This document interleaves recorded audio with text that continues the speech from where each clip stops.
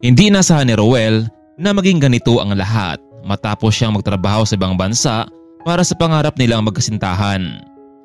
Lagi kasing bukang bibig nitong si Sophie na hindi siya magpapakasal kay Roel kung hindi nito may bigay sa kanya ang isang magarang kasal na kailangan nilang gawin.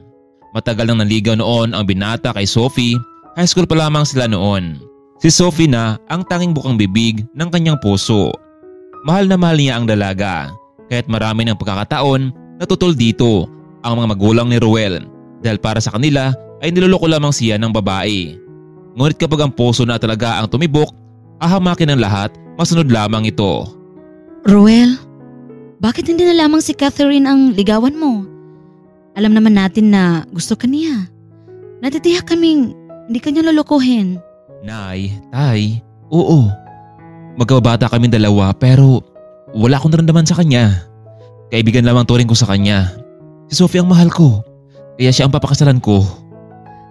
Anak, kailan ka ba mamulat sa katotohanan? Pasensya na kayo, nay, tay. Pero buo ng desisyon ko, namin dalawa ni Sophie. Nag-apply nga pala ako ng trabaho sa Saudi. Marahil sa sunod na linggo kapag nakumpleto ko ng mga papeles ko, makalis na ako. Roel, sigurado ka ba sa desisyon mo? Sabi nila, mahirap lalo na kapag nasa ibang bansa ka dahil malayo sa pamilya. Nay, sisikapin kong malampasan iyon para sa pangarap ko. Roel, kung hindi ka na namin mapipigilan pa, ikaw ang bahala. Basta mag-iingat ka palagi doon ha, anak. Catherine, pwede ba tayo mag-usap? Mahiling sana ako sa'yo. Kung maaari ay sulyapan mo dito ang mga magulang ko paminsan-minsan. Roel, kahit hindi mo man sabihin, pupunta pa rin ako dito dahil malapit ang loob ko sa kanila. Bata pa lamang tayo noon, parang mga magulang ko na rin sila, Roel. Salamat, Catherine, sa kabutihan mo. Mag-iingat ka doon sa ibang bansa, Roel ha.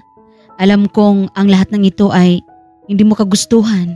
Napilitan ka lamang. Catherine, alam mo naman hindi ba kung para kanino talagang ginagawa kong ito? Oo, alam ko kaya maswerte ang babaeng iyon. Roel, basta kung kailangan mo ako, nandito lang ako para sa'yo. Maraming salamat, Catherine. Tuluyan na ngang nasa Saudi itong si Roel. Sa umpisa ay medyo nahirapan ang binata sa klima ng lugar. Pero hindi rin nagtagal ay nakapag-adjust na rin ito. Hello, Sophie? Kumusta ka na? Roel, mabuti naman na tumawag ka na sa akin. Okay lang ako. Ikaw, kumusta? Heto, namimiss kita, Sophie, pero gagawin ko ang lahat para matupad natin ang pangarap nating espesyal na kasal. Roel, sinasabi ko na sa mga kaibigan ko na magpapakasal tayo pag uwi mo dito sa bansa natin. Pero ang balita ko, nasa construction company ka pala nagtatrabaho. Baka pwede namang lumipat ka ng magandang trabaho para hindi naman nakakaya sa mga kaibigan ko, Roel. Hayaan mo, Sophie. May nabalataan kasi ako na nangailangan sila ng foreman dito at medyo mas mataas ang kita kaysa sa ordinaryong empleyado. Sige, Roel, aasahan ko yan. Mag-iingat ka dyan ha. Mahal na mahal kita. 2 taon ang naging kontrata ni Roel sa ibang bansa. Ngunit dahil sa kasipagan, nadagdagan pa ng 2 taon ang kontrata bilang foreman. Hello, Sophie? Roel, anong balita? Makakauwi ka na ba? Yun nga lang, Sophie. Tumawag ako sa iyo dahil kailangan mo malaman ito na na-extend ng 2 taon at dahil doon, matupad na rin ang kasal natin. Roel, miss na kita, pero sige, maghihintay ako sa'yo. Hintayin mo ako. Sapat na ang ipon ko para sa kasal nating 2. Kailangan ko na lamang tapusin ang kontrata ko dito. Lumipas ng ilang taon, matatapos na rin ang kontrata ni Roel. Ngunit 2 linggo bago matapos ang kanyang trabaho ay may masamang nangyari kay Roel. Habang naka-duty ito sa site na pinapasukan niya ay bigla na lamang gumuho ang gusaling kanilang ginagawa dahil sa 6.9 na magnitude na lindol. Marami sa mga trabaho ang nasawi, mabuti na lamang at pinalad itong si Roel na mabuhay. Ngunit Sa kasamaang palad ay hindi na ito makakalakad pa dahil sa pagkabali ng kanyang dalawang paa mula sa pagkaguho ng gusali. Hindi nila ginusto na mangyari ito. Kaya naman napagdesisyon ang kumpanya na pauwi na lamang sa bansa ang mga manggagawang napektuhan na turang lindol. Hello Sophie, makauwi na rin ako. Mabuti naman Ruel at makauwi ka na sa wakas. Sophie, pwede mo ba akong sunduin mamayang hapon sa may airport? Oo naman Ruel, nagagalak akong makita kita at matutuloy na rin ang plano natin na magpakasal. Tinawagan din ni Ruel ang kanyang pamilya na makauwi na ito. Sa halos 4 na taon, ngayon lang makauwi ang binata at makasama ang mga mahal nito sa buhay. Nasa international airport na itong si Sophie. Hinintay na lamang ang pagbaba ng kanyang fiancé. Ngunit ito ang tumambad sa harapan ni Sophie, isang lalaki naka-wheelchair habang tinutulak ng mga staff. Ruel, anong nangyari sa'yo? Bakit ka naging lumpo? Sophie, sorry. Kung hindi ko agad sinabi sa iyo ang lahat.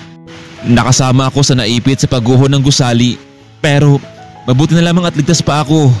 Matutuloy pa rin ang kasal natin. Ruel, hindi ko inaasahan na hahantong sa ganito ang lahat. Paano mabubuo ang pamilya natin kung isa ka ng lumpo? Pero Sophie, matutupad pa rin ito hindi ba? Ang special kasal natin? Ruel, oo. Pangarap kong magkaroon ng isang ingranding kasal pero ngunit anong mangyari pagkatapos nito? Cargo de konsensya ko pa ang lahat. Isa ka ng inotel, Ruel. Paano ka pa niyan? Makapagtrabaho, wala ka ng paa. Ayaw ko na sa'yo, Ruel. Hindi kita matatanggap sa buhay ko dahil sa kalagayan mo ngayon. Pasensya ka na, Ruel, pero hindi na matutuloy ang kasal natin. Isa pa, maiba na akong mahal. Sophie, ganun-ganun na lamang lahat.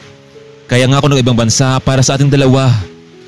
Ruel, huwag mong sabihin na sa kalagayan mong iyan, makapagtrabaho ka pa? Hindi ba hindi na? Anong gusto mo? Matapos ng ingranding kasal? Ako nang mag-alaga sa'yo? Nowhere well. Kaya sige na, ihatid na lang kita sa inyo. Huwag na Sophie. Huwag ka nang magpanggapa na naawa sa akin. Kaya ko ng sarili ko. Nagbahatid na lamang itong si Ruel sa taxi dahil hindi niya matanggap ang mga sinabi ni Sophie sa kanya. Nay, Tay, nandito na po ako. Ruel, anak ko, anong nangyari sa'yo? Mahabang kwento, Nay. Tay, pero hindi ko naman ito ginusto eh. Ruel? Catherine? Ruel, mabuti na lang at yan lang ang natamo mo.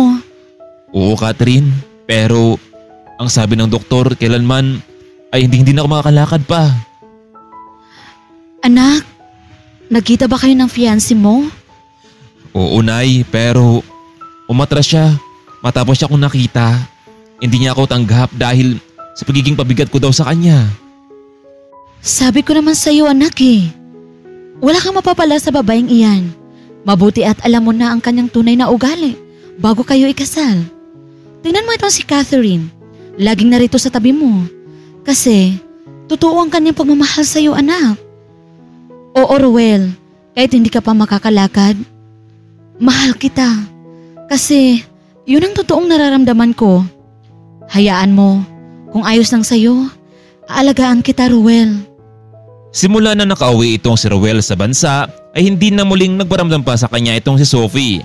Sa halos araw-araw naman na pag-alaga ni Catherine sa kanya, hindi niya namalaya na nahulog na pala ang loob niya sa dalaga. Maraming salamat Catherine na hindi ka sumuko sa akin. Ruel, ginawa ko iyon dahil ganon kita kamahal. Gagawin ko ang lahat para sa iyo, Ruel.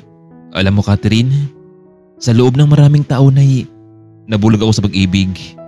Hindi ko agad napagtanto na ang taong iyon pala ay nasa tabi ko lamang. Ayaw kong sayangin ang pagkataong ito. Catherine, mula sa puso ko, will you marry me? Ruel, totoo ba itong narinig ko? Oo, Catherine. Mahal na kita. Ayaw kong mawala pa ang taong totoong nagmamahal sa akin. May naipon naman akong ditong pera sa pinagbabansa ko eh. Catherine, tinatanggap mo ba ang pag-ibig ko? Ruel, noon pa man, umaasa akong sana maging tayong dalawa. Umaasa akong sana ako na lang ang mamahalin mo. Pero heto nga, hindi ako makapaniwala na natupad ang pangarap kong ito. Oo Ruel, I will marry you at mahal na mahal kita.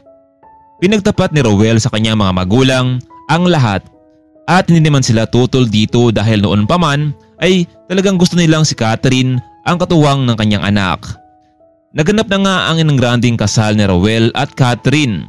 Hindi naman makapaniwala itong si Sophie sa kanyang nabalitaan na napakasal ang kanyang dating nobyo. Malaki ang kanyang panghinayang dahil nalaman niya sa huli bagamat lumpo ang lalaki ngunit naging matagumpay ito sa tinatayong negosyo. Ilang buwan kasi matapos ng sakunang iyon ay binigyan sila ng tulong mula sa kumpanya at ahensya ng mga taong napektuhan ng lindol. Kaya naman ginamit nila ang perang natanggap para sa pagtayo ng negosyo. Samantalang naging masalimuot naman ang buhay ni Sophie. Simula noong iniwan siya ng kanyang kinakasama. Akala niya maging maganda ang takbo ng kanilang buhay. Subalit naging masalimuot ito sa kamay ng lalaki. Iniwan na lamang siyang walang paalam at sumama sa ibang babae. Sa ngayon, masaya ang buhay ni Rowell at Catherine kasama ng kanilang mga magulang. Bagamat naging lumpo ito, pero hindi naging hadlang para ipagpatuloy ang buhay. Minsan sa ating buhay, may panahon na nakaramdam tayo ng kahirapan. Yung tipong wala na tayong karamay sa buhay. Subalit, hindi natin alam na may mga tao palang nariyan na handang tumulong sa atin. At higit sa lahat, ang Panginoon na siyang may likha ng lahat. Mga kaibigan, nagustuhan niyo ba ang ating kwento? Huwag kalimutang i-like at mag-subscribe sa aking channel. Maraming salamat pong muli sa walang sawa ninyong pagsuporta. Abangan po natin ang susunod nating mga kwentong pag-ibig at inspirasyon. Maraming salamat at paalam.